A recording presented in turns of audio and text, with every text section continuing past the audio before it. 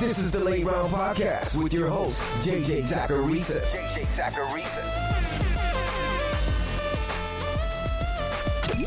What's up, everyone? It's JJ Zacharisa, and this is episode 787 of the Late Round Fantasy Football Podcast, sponsored by FanDuel.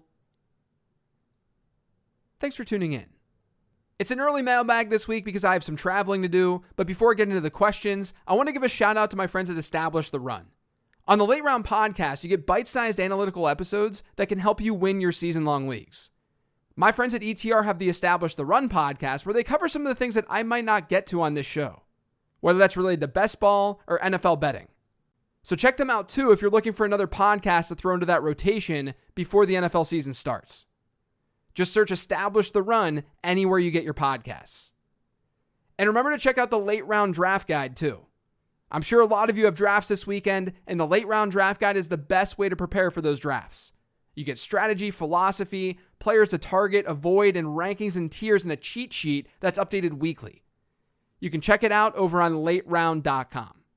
Now let's get to these questions. The first question this week is from Patreon. It's from Mike. It says, "Hey JJ, I'd love to hear your philosophy on how to approach running back handcuffs in general. And specifically, if you've got Bijan Robinson in the first round of a 10-team limited keeper league, does that make Tyler Algier a late round must draft? I know my team needs to be great, not just good, in order to win a 10-team league. So is a handcuff worth a whole roster spot if there are higher ranked players than Algier available at the end of my draft? Thanks for all your awesome work. This is my first year following you, but I've already gone through the draft guide and now the prospect guide, and I feel more prepared than ever to crush my draft. Awesome." So years and years ago, I did a study on handcuffing in fantasy football. And what I found was that not only do handcuffs usually not come to fruition because players don't automatically get hurt in front of them, but even when they do get called upon to be the RB1 on their team, they underperform.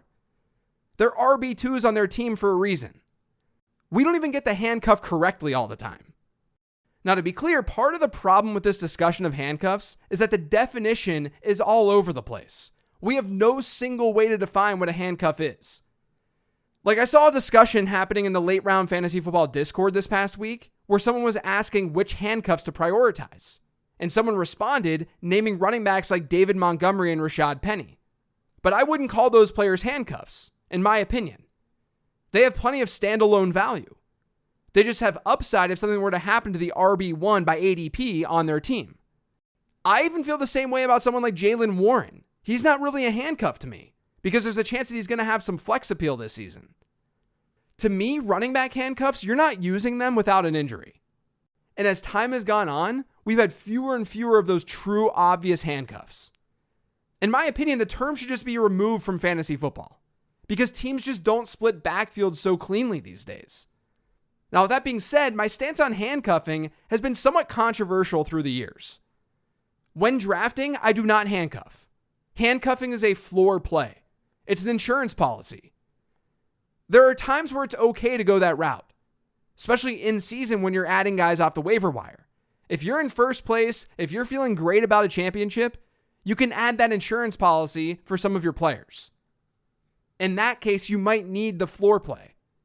But during my draft, I want players who have a shot to take over their backfield or see a significant role early on in the season, right away. I don't want players doing absolutely nothing on my bench. That's especially true in a 10-team league like the one that you're describing, because those bench spots are filled with far better players. If you're in a deep league, the opposite occurs. If you're in like a 16-team league, your bench players, they're not very good players. It's easier to swallow that handcuff. If you're going to handcuff early in the season, in order to optimize upside, which is what you generally want to do in fantasy, handcuff someone else's back. I'd be more inclined to roster Tyler Algier if I did not have Bijan Robinson. And I know, that sounds so backwards. Trust me, I've heard about it for years and years. People have gotten angry at me for this take. But in fantasy football, I'm trying to get first place. If Bijan Robinson goes down and he's on my roster and I don't have Tyler Algier, yeah, that sucks. I recognize the downside. But what if Bijan Robinson goes down, I do have Algier, and Robinson was never on my roster? All of a sudden, my team is that much better. I have a solid team to begin with, and now I also have Tyler Algier without Bijan Robinson. The ceiling is starting to hit. But overall, I don't handcuff. And in that range where Algier goes, you can find other running backs with similar upside, who also have more standalone value. Now, I don't mind Algier in certain builds, but I certainly wouldn't force it like you're essentially saying in this question. He's absolutely not a must-have selection, because fantasy football is about ceiling, not floor.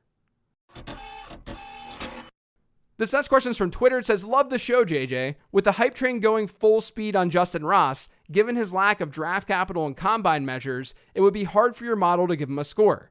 However, can we get a sense of his range of outcomes based on his best season college production? I mean, to be fair, Justin Ross still has a score in my model because he was invited to the combine. The problem is that his profile is just incomplete because he didn't play a full collegiate career. With that being said, I just mentioned how fantasy football is about ceiling and not floor, right? Justin Ross, to me, is an obvious redraft pick.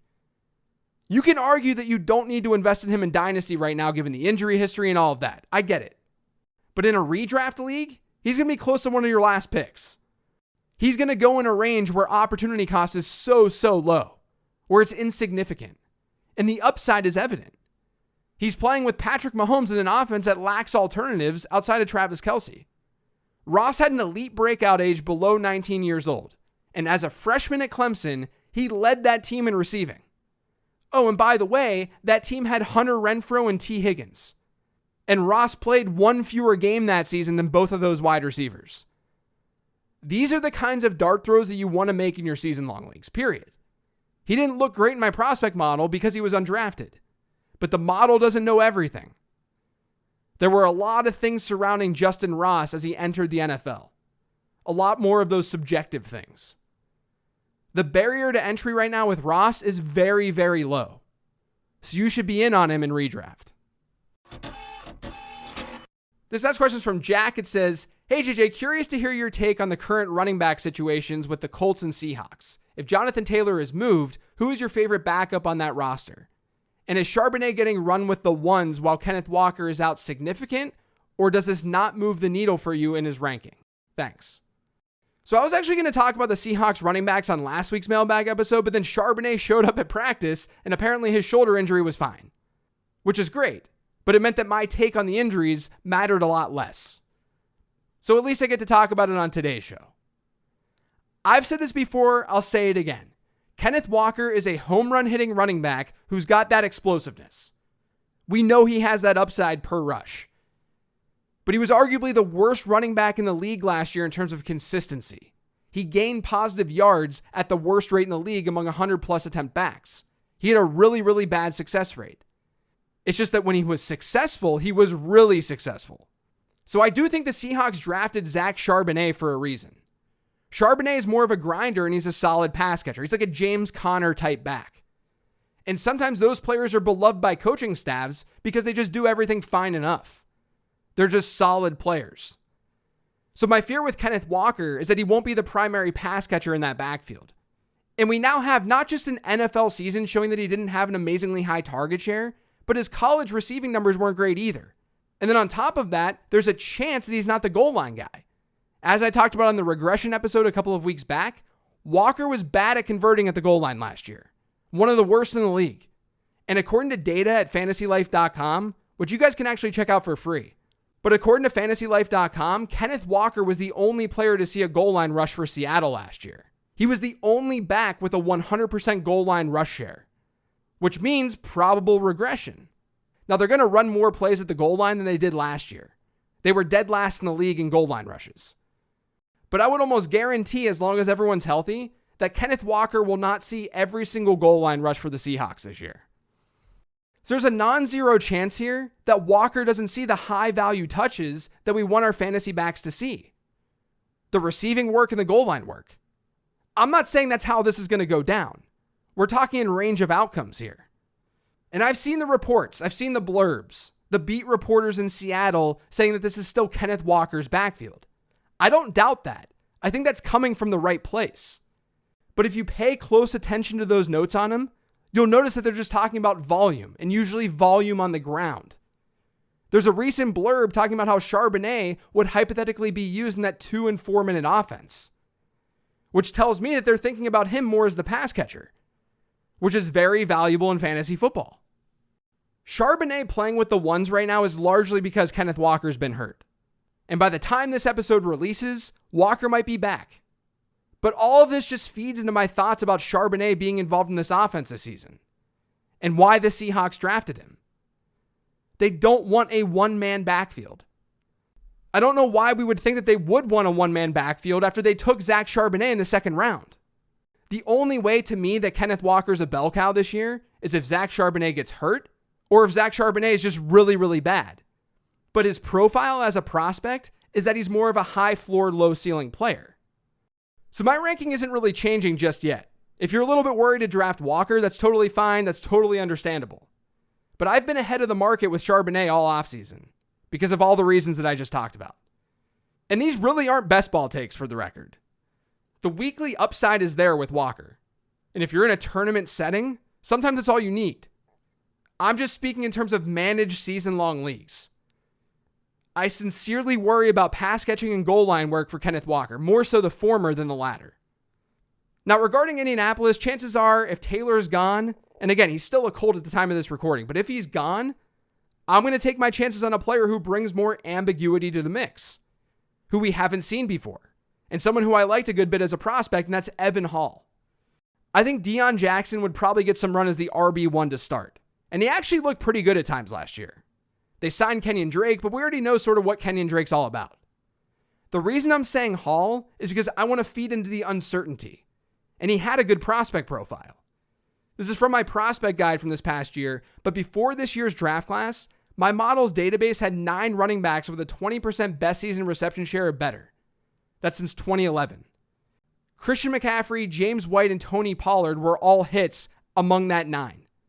Rashad White's in that group as well. So it's a solid group to be part of when you consider the draft capital for some of those players. Hall has good enough size too. He was 209 pounds at the combine. Size and pass catching ability, those are 2 things that I'm always looking for in a running back. So I think the most likely outcome here is a committee approach if Jonathan Taylor's gone. But Hall is the one that I'm most intrigued by because the numbers seem to like him a lot as a prospect. I want to shoot for that upside. Seems like a consistent theme for today's show. This next question is from Twitter. It says, "Hi JJ, love your work. Thanks. When explaining draft strategies for different league sizes, you talked fundamentally about supply and demand. I imagine tackling keeper leagues is something similar, right? Do you have any thoughts on how to draft knowing everybody's keepers?" Well, with keeper leagues, the demand side really isn't changing, right? Or at least how I view supply and demand here. You're starting however many running backs and wide receivers that your league tells you to start. That doesn't change when you do and don't have keepers. What changes is the supply side of things. Your player pool shifts, and that can impact who's available in each tier. Now, as an aside, I get keeper questions all the time, and I try to point people to a keeper selection episode that I did a while ago, but it's a little bit outdated now. When it comes to keepers, 95% of the time, when someone asks me a question, I don't have enough information to answer that keeper question. And I say that because your opportunity cost, that's what matters most when you're making that decision. And in order for me to understand opportunity cost, I need to understand the entire league and who the entire league is keeping. In other words, let's just say that you can keep Saquon Barkley for the first overall pick in your draft. Now, I have no idea what kind of player would be available first overall. Because if you don't keep Saquon Barkley, that means you get the first overall pick. If it's Christian McCaffrey, I'd say just don't keep Saquon Barkley and draft Christian McCaffrey. But if it's Aaron Jones, then yeah, keep Saquon Barkley.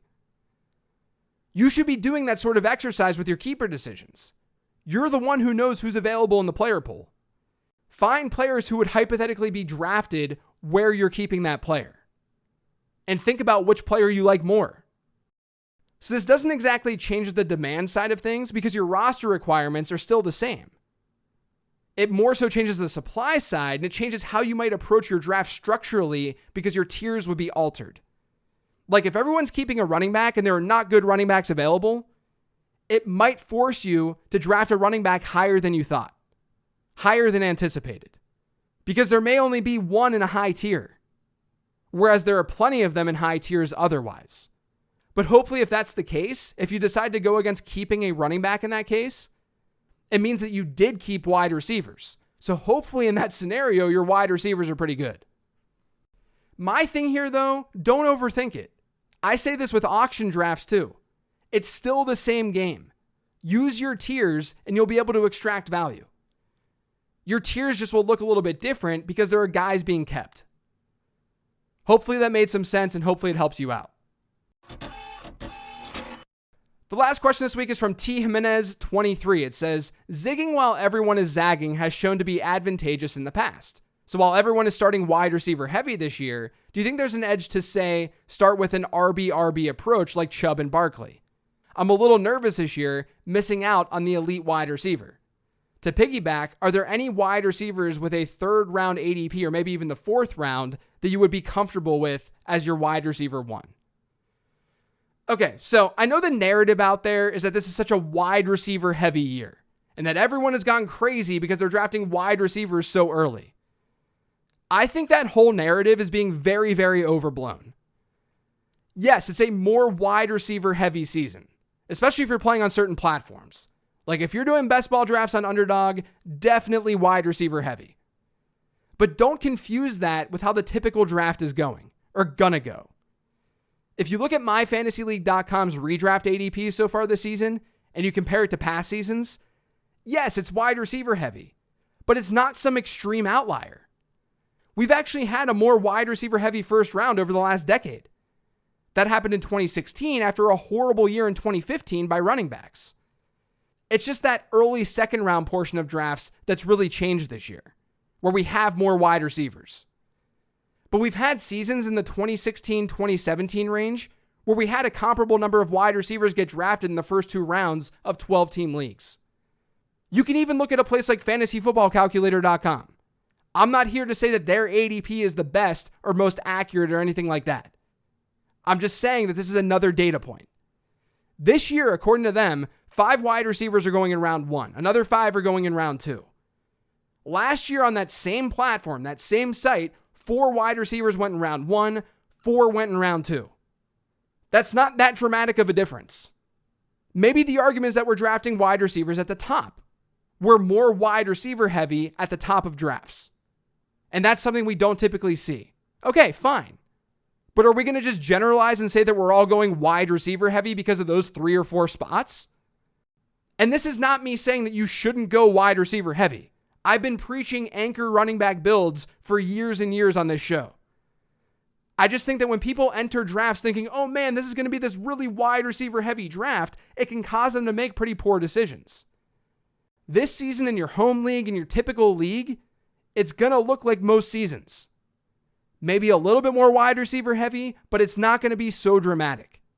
That's what we're seeing on average. So starting with 2 running backs, not going to be the end of you.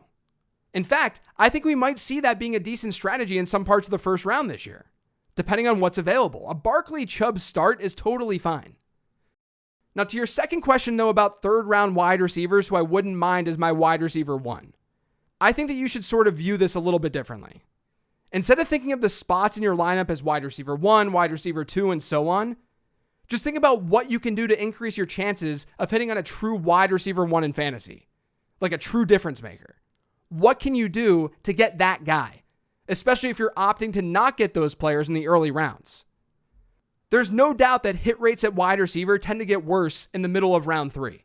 Round 2 wide receivers are better than round 3 wide receivers. I'm not arguing this. I talk about that a lot in the draft guide. But you should always be cognizant of the type of capital that you're spending at each position. If you go with 2 running backs in the first 2 rounds, that means that you're not getting an elite wide receiver. So in order to up your chances on getting that elite wideout, you should draft a lot of them in the next rounds. It sounds obvious, but this idea gets missed far too often in fantasy football.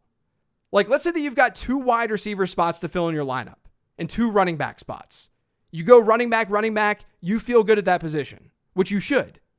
Then you go back-to-back wide receivers.